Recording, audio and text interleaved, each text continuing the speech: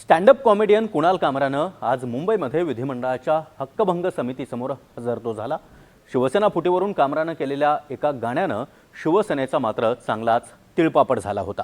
शिवसेना नेत्यांनी कामराला हातपाय तोडण्याचा इशारा देखील दिलेला होता, पण आज कामरा मुंबईत आला तेव्हा मात्र संपूर्ण परिसरामध्ये एकही शिवसैनिक दिसला नाही आणि सुनावणी देखील लांबणीवर पडली आहे। नेमकं काय घडलंय या सुनावणी संदर्भात आणि कामरा त्याचबरोबर सुषमा अंधारे यांनी कशा प्रकारे शिंदे आणि भाजपवर निशाणा साधलाय पाहूयात।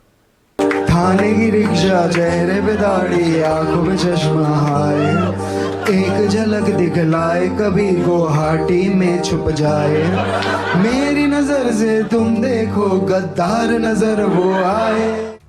उपमुख्यमंत्री एकनाथ शिंदेंवर विडंबनात्मक गाणं करणारा स्टँडअप कॉमेडियन कुणाल कामरा आज मुंबईत आला होता। कुणाल कामरानं शिवसेना पक्षफुटीवर हे गाणं केलं होतं।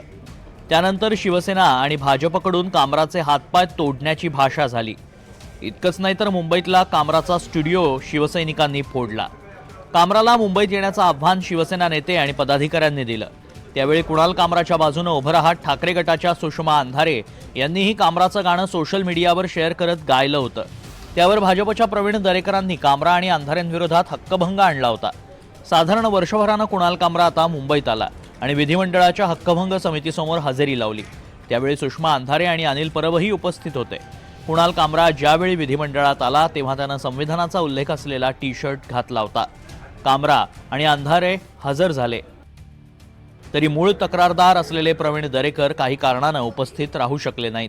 त्यामुळे या प्रकरणाची सुनावणी आता 10 मार्चला होणार आहे। दरम्यान आज सुनावणी झाली नाही, पुढच्या सुनावणीतच आरोपांना उत्तर देईन असं कामरानं सांगितलंय।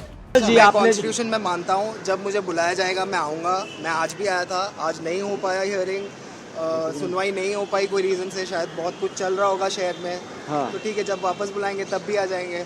अब अनऑफिशियली 10 मार्च बोला गया है तो 10 मार्च भी आ जाएंगे। ठीक है, मेरे लगने नहीं लगने से कुछ नहीं होता है। जो भी उनके आरोप है उसके बारे में जब मेरे पास आरोप आएंगे मैं उसके बारे में अपना आंसर दे दूंगा। लेकिन कुणाल जी हो सकता है ये हमला है मेरे ऊपर इसके ये हमले के अलावा मेरे को कोई हमले का डर नहीं। गद्दारी को बातें चुननी चाहिए ना, क्यों नहीं चुने? तर गद्दार हा शब्द पटलावर यायला हवा यासाठी शिवसेना नाही पण भाजप नेत्यांनी हक्कभंग आणला असा निशाणा अंधारेंनी साधलाय। आता आम्ही त्यांना एक्झॅक्ट आरोप काय आहेत या संदर्भात मुळात आज ही जी साक्ष नोंदवायची होती, साक्ष नोंदवली गेली नाही। कारण ही साक्ष नोंदवत असताना हे दादा कारण ही साक्ष नोंदवत असताना की मूळ तक्रारदार जे आहेत त्यांची साक्ष आधी नोंदवली गेली पाहिजे। मूळ तक्रारदार हे प्रवीण दरेकर जे आहेत, मात्र प्रवीण दरेकरची एका वेगळ्या दौऱ्यात आहेत, त्यामुळे ती साक्ष नोंदवली गेली नाही। कुणाल कामराच्या गाण्यावरून राजकारण चांगलंच तापलं होतं। शिंदेंच्या शिवसेनेकडून कामराला मुंबईत येण्याचं आव्हान देण्यात आलं। आज कामरा सुनावणीसाठी विधिमंडळात हजर झाला, मात्र शिंदेंच्या शिवसेनेचा एकही नेता किंवा कार्यकर्ता कुठेच दिसला नाही। Bureau report, NDTV Marathi.